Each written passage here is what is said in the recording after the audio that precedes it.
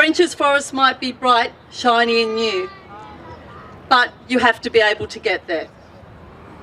At the moment, it's 15 minutes for me to Mona Vale Hospital with a clear run. The new hospital, 34 minutes, and I don't expect a clear run. Now, Brad Hazzard, the Minister of Health, and Deb Wilcox, the new CEO of Northern Sydney Local Health District, have been on the radio quite a bit recently. When we bring up the distance, the tyranny of distance that we all face in keeping our families safe, their answer, it's not an issue, call an ambulance. My training always had me believing this too. I believed in the system. Call 000, teach your children how to call 000. They'll quickly get you to the local emergency for treatment and stabilisation. But I know the system's broken. In May 2016, my husband and I woke to our 2-year-old child having severe breathing difficulties. She wasn't able to get air in or out of her lungs. She couldn't talk. She was hardly able to cry. Her lips were turning blue. She was making a high-pitched whistling sound, which we know as stridor, meaning her airways are swelling on her. We knew she had an allergy, but she'd been with us all day. There was no reason for her to be having an anaphylactic reaction, but she was. I administered an EpiPen, and my husband called an ambulance. My husband's also a registered nurse. At 11:48, we called the ambulance. Apparently at 11:53, one was assigned. 21 minutes later, while my daughter was still not breathing very well, we were sitting at the front door keeping her calm and steady, administering Ventolin and any other medicine I had in the house to try and relax and open her airways. We called back.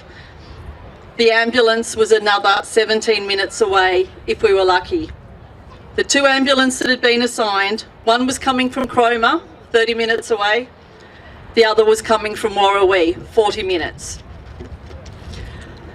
At this point, we decided to jump in the car and make the dash ourselves. I gave her second EpiPen so we could make the journey. I was lucky. I had 2 EpiPens, I had Ventolin, I had oral steroids, and I happened to have oxygen at home.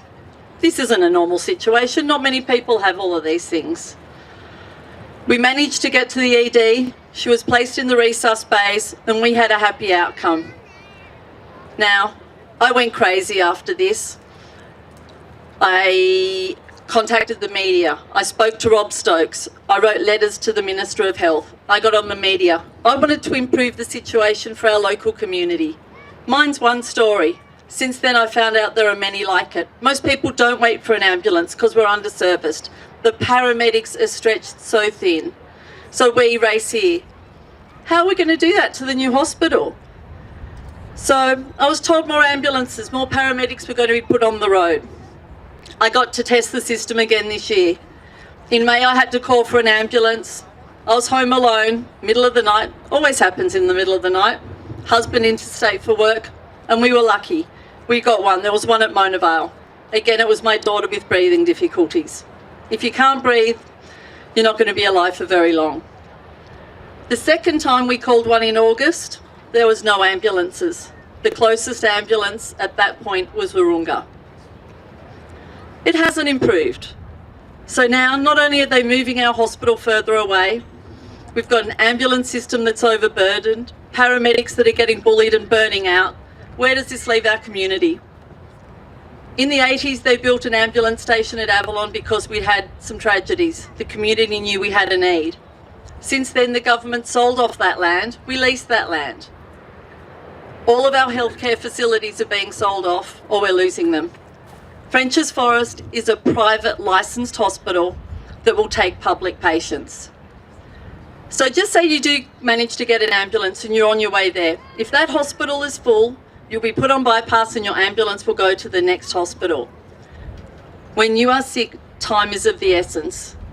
The quicker you get medical attention, the higher your chance of survival. So let's look at the statistics of Mona Vale Emergency and what they've dealt with last year.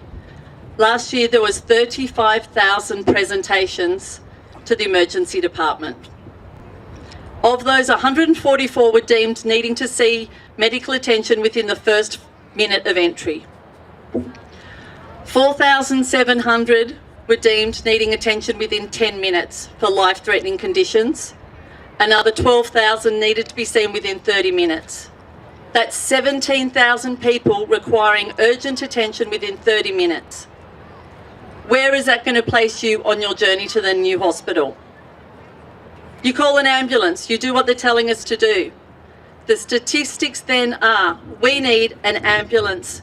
One ambulance every hour of the day, every day of the year to facilitate those 17,000 patients. That isn't viable. That's the position we're in now. Let's see if we can make it better.